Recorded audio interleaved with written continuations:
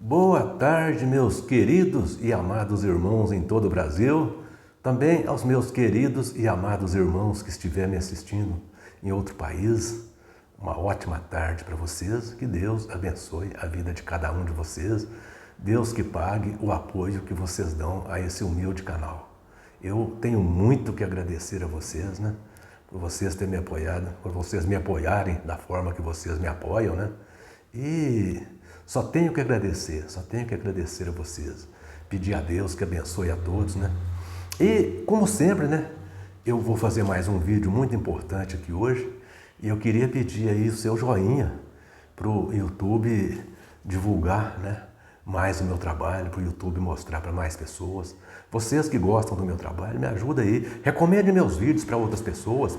Recomende, manda para os amigos de vocês aí. E peço para você também se inscrever no meu canal. Se inscreva, né? Aperte o sininho. Você que quiser bater um papo comigo, quiser conversar comigo, quiser achar que eu posso resolver, tirar alguma dúvida sua, é só você colocar nos comentários aí, né, que gostaria de entrar em contato comigo. Eu te passo o meu telefone, o meu e-mail, tá? E eu estou um pouquinho rouco, meus irmãos, porque eu estou na minha segunda Covid. Mas graças a Deus, amanhã é meu último dia de repouso. Eu estou na minha segunda Covid. A primeira foi pior. A primeira foi pior porque eu tinha tomado só uma dose de vacina, então a primeira foi mais grave. Mas essa agora foi fraquíssima. Essa agora foi só mesmo muita congestão nasal, dor de garganta, dor de cabeça. Mas graças a Deus, amanhã é meu último dia de repouso. Então, por isso que eu estou um pouquinho rouco. Me desculpe aí, tá? Mas o vídeo que eu vou fazer hoje, meus irmãos, eu vou tratar de um assunto aqui que eu raramente trato. Eu vou tratar do lado financeiro de uma igreja. Eu vou tratar do lado financeiro de uma igreja. Até porque eu não sou pastor, não. Eu não sou pastor evangélico, não.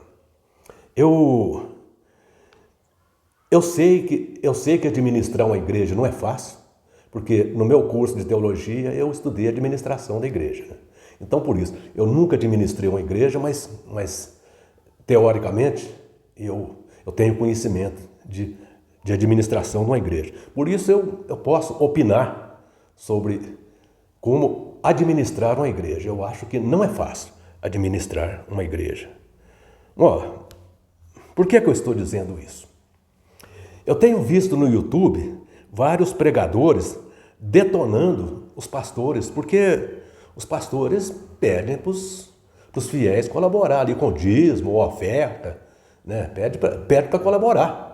Porque tem que colaborar, senão como é que vamos fazer? Não tem jeito. Então, tem pregadores aí no YouTube descendo a ripa, dizendo que o dízimo é coisa da nação de Israel, Bom, eu concordo com esses pregadores, sim. O dízimo é parte da antiga aliança que Deus fez com a nação de Israel. O dízimo era para manutenção do templo, sustentar os levitas que cuidavam do templo, né? Sustentar os levitas, e também para cuidar dos órfãos e as viúvas. Então Deus sempre preocupou com os pobres, né? Os órfãos e as viúvas. Então o dízimo era para isso aí. E também eu sei que eu sei também que tem pastores canalhas. Tem pastores que nem sei se merece ser chamado de pastores, né? Tem pastores, canalhas, também usando aquele texto de Malaquias, capítulo 3, versículo 8, para pressionar os fiéis a doar mais e mais. Mas esses pastores canalhas são uma minoria, isso aí são uma minoria.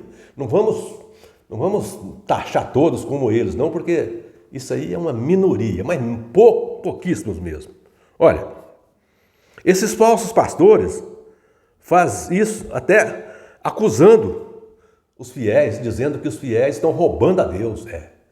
Usa aquele texto que foi escrito, né, para a nação de Israel, dizendo que os fiéis da atualidade estão roubando a Deus, chamando eles de ladrões.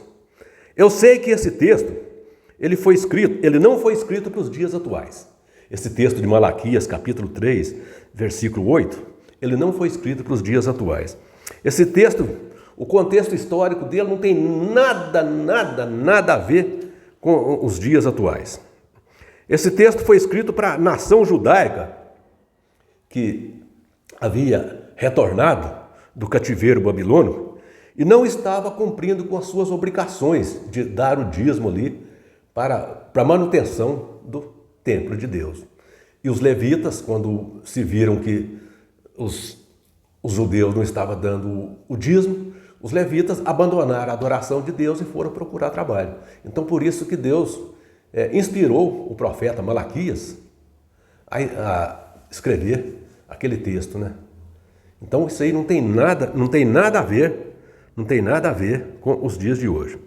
Eu sei também que tem pastores, preste atenção aqui, ó. Olha o que alguns pastores estão fazendo com o dinheiro dos dízimos que eles cobram, que eles recebem do povo. Olha, eu sei também que tem pastores usando dinheiro dos fiéis para bancar golpes militares de pessoas que querem perpetuar no poder, de presidentes que querem perpetuar no poder. Eu sei que tem. Eu sei que tem pastores e religiões aí, denominações religiosas, que patrocinaram com dinheiro dos fiéis aquele quebra-quebra lá nos três poderes. Patrocinaram aquele quebra-quebra. Pagaram ônibus, dava alimentação para aquele pessoal que ficava aquartelado ali, né? Ali na frente dos quartéis. Então, eu sei de tudo isso. Eu sei que existe muito joio. Meus irmãos, mas preste atenção. Existe muito joio. Aí no meio do cristianismo tem muito joio. Mas preste atenção. O trigo é muito mais. Eu sei que existe muito joio, mas existe muito mais trigo. Agora, deixa eu fazer uma pergunta para vocês. Nós vamos chegar aqui e tacar fogo em tudo? Tacar fogo em tudo, no joio e no trigo junto? Não vamos fazer uma separação, não? Até Jesus diz que tem que fazer uma separação. Tem que separar o joio do trigo. Tem que separar, nós não podemos chegar. Só porque existe uma banda podre no evangelismo brasileiro, nós vamos chegar aqui, descer a ripa em tudo, tacar fogo em tudo. Não. Podemos tacar fogo, mas taca fogo no joio. Deixa o trigo, separa o trigo. Tem muito trigo. Olha, meus irmãos, tem trigo demais. Tem muitos pastores bons que têm compromisso com a palavra de Deus, têm compromisso com os fiéis, têm compromisso com nosso Senhor Jesus Cristo, têm compromisso com divulgar a palavra de Deus. Tem muitos. Então nós não podemos chegar aqui e falar que o evangelismo brasileiro está todo perdido. Não podemos falar isso. Não podemos falar. De maneira nenhuma. De maneira nenhuma. A maioria esmagadora são de bons pastores. A maioria esmagadora. Esses falsos pastores, essa banda podre do evangelismo, isso aí é uma minoria. Olha, eu vou dizer para vocês uma coisa. Presta atenção, meus irmãos. O que eu estou falando aqui, nenhum pastor me pediu, vai lá no YouTube e fala isso. Não, isso aqui eu estou falando do meu coração, isso aqui é o que eu sinto, é o que eu penso, é o que eu acho. Eu conheço muitos pastores bons, conheço pastores comprometidos com a palavra de Deus. Estou falando aqui o que eu penso, o que eu sinto. Ninguém me pediu para falar nada. Eu fico indignado de ver tanta injustiça, né? De ver esses pregadores, que muitos deles talvez não sabem administrar nem a sua própria casa, descendo a ripa em pessoas que estão aí às vezes passando dificuldade, lutando ali com pouco dinheiro para cobrir gastos, como todas as igrejas têm gastos. Não existe um templo religioso que não tem gasto. Bom, eu quero aqui de público fazer um desafio para esses pastores, aliás, para esses pregadores que criticam os pastores que recebem o dízimo. Porque eles dizem que não pode receber. Não pode. O dízimo é coisa da antiga aliança. Tudo bem, mas eu quero fazer um desafio para esses pregadores. Administra uma igreja que não tem fonte de arrecadação. Vai administrar uma igreja que não entra dinheiro de espécie nenhuma. Eu quero ver quanto tempo que você vai administrar essa igreja. Vai, administra essa igreja que eu quero ver. Quanto tempo você vai administrar essa igreja? É um desafio que eu quero fazer para você. Olha, dinheiro tem que ter numa igreja, num templo religioso, indiferente do nome que tem esse dinheiro. Você pode até mudar o nome, você pode falar, não, dízimo é coisa da antiga aliança. Você pode mudar você pode colocar doação, oferta, donativos, contribuições voluntárias. Você pode falar o que você quiser, você pode tratar da forma que você quiser, mas dinheiro tem que ter. Não tem jeito de um templo religioso não ter dinheiro. Aquele que achar que consegue administrar um templo religioso sem dinheiro, coloca nos comentários aí, me ensina como é que faz, porque eu não sei. Igual falei, eu estudei administração de igreja e não sei como é que administra um templo sem dinheiro. Não sei. Quer ver? Raciocina comigo aqui. Vamos fazer uma comparação aqui de um templo religioso aqui, ou uma igreja. Vamos falar uma igreja, que é a linguagem que as pessoas mais conhecem. Vamos falar uma igreja. Uma igreja com 50 pessoas. Vamos colocar aqui uma igreja pequena, porque uma igreja com 50 pessoas é uma igreja pequena. Vamos colocar uma igreja com 50 pessoas. 50 pessoas que vão tomar água. E eu não sei nas outras cidades, mas aqui na cidade que eu moro, a prefeitura exige que a igreja tem que colocar filtro com água mineral. Não pode ser, a pessoa não pode chegar na torneira ali, abrir a torneira, pegar um copo d'água e tomar. Não, aqui tem que ser filtro com água mineral. Então, 50 pessoas para tomar água mineral. 50 pessoas que vão ao banheiro e vão dar descarga. Olha, tem os aparelhos de som que gastam energia elétrica. E tem também a iluminação do templo. Tem a iluminação do templo. Então, aí já vem duas contas. A conta de água e a conta de luz. Se a igreja não tem arrecadação, como é que vai pagar essas duas contas? Me fala aí, os seus críticos dos pastores. Me fala aí como é que vão pagar, como é que vai pagar essas contas aí. Olha, agora preste atenção. Tem um salário do pastor, porque o pastor ele tem que comer, beber, vestir, o pastor tem família, o pastor tem que tomar remédio, tem um monte de coisa. Aí você vai falar assim, mas o pastor trabalha, o pastor pode trabalhar e cuidar do templo. E a responsabilidade? Quer dizer que ele vai trabalhar, cuidar do templo, ele vai trabalhar, cuidar da obrigação dele, sustentar a família. Chega de noite, quando ele chega de noite cansado, aí vem a problemada para cima dele. Aí vem aquele monte de problema. Porque os problemas que vai acontecer durante o dia, quando é à noite que ele chega cansado do trabalho, os problemas vêm para cima dele. Aí você vai falar, mas a igreja não tem problema não, a igreja é de Deus, não tem problema? Pois até lá no céu tem um problema. Vocês não viram os anjos que se rebelaram contra Deus? Até lá no céu. Por que aqui na terra? Por que aqui não... Gente, onde tem ser humano tem problema, não tem isso não. Eu sei, a igreja é de Deus. A igreja é de Deus. Mas o ser humano é ser humano. O ser humano causou problema desde o início. Até os seres celestiais causaram problema, quanto mais o ser humano.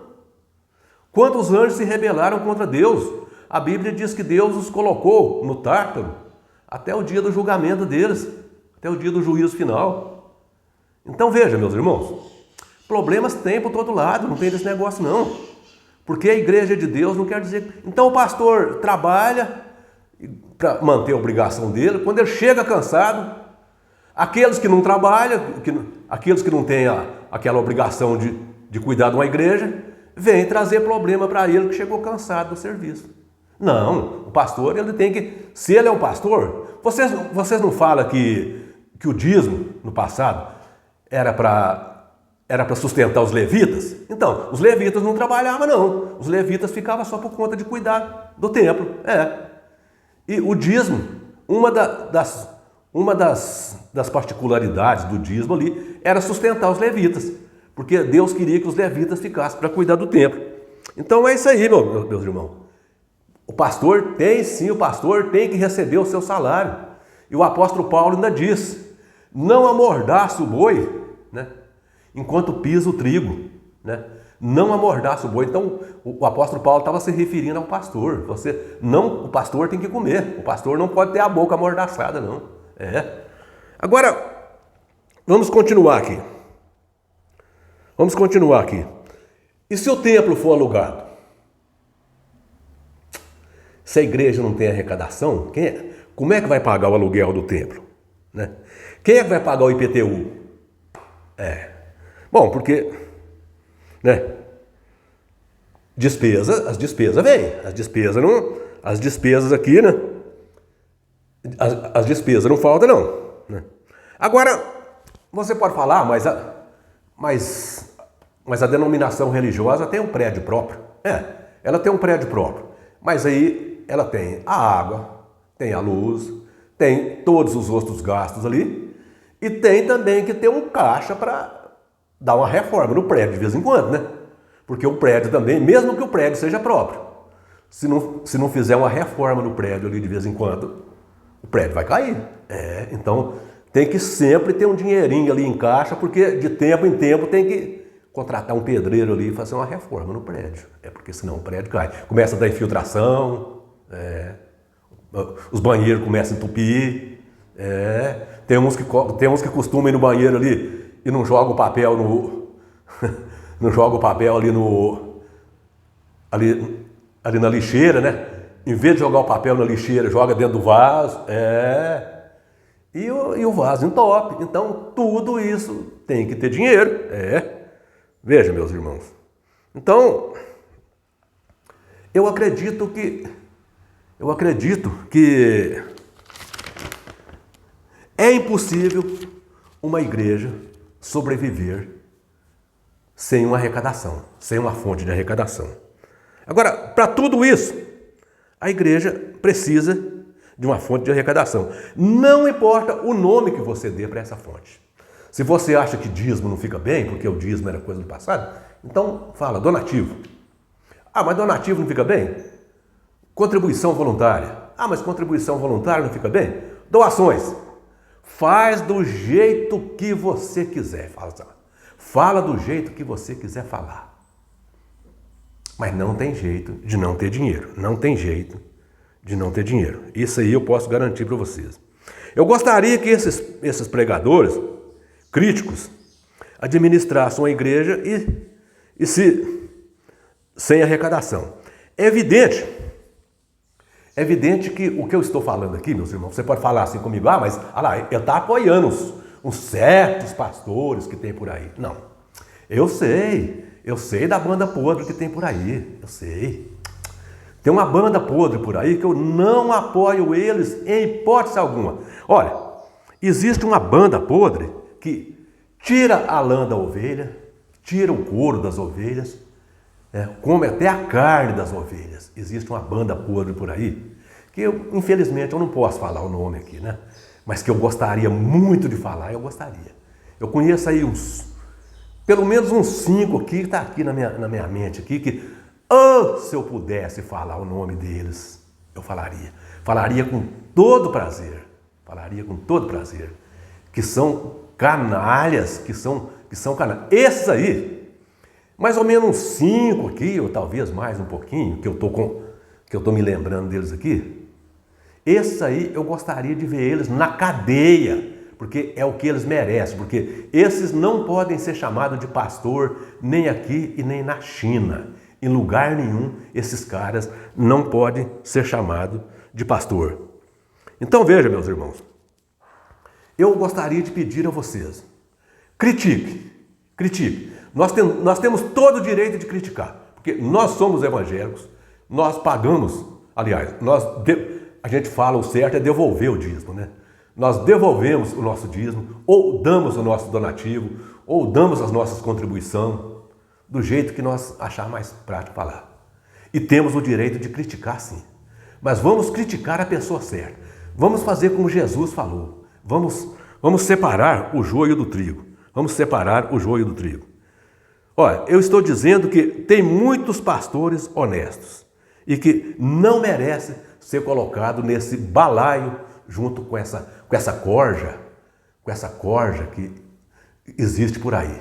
Tem uns aí que tem capacidade de curar uma pessoa, a mesma pessoa vai ali para ser curado por ele 18 vezes, só com roupa diferente, só usa uma peruca ou usa um chapéu, faz uma modificação ali e vai perante ele para ser curado 18 vezes. Gente, você pode chamar isso aí de pastor?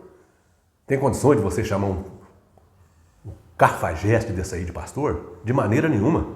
Então, meus irmãos, é isso aí que eu quero dizer para vocês. Critique sim, mas critique à vontade. Você, meu irmão evangélico, critique, mas critique com justiça. Critique aquele que merece, aquele que realmente está merecendo ser criticado.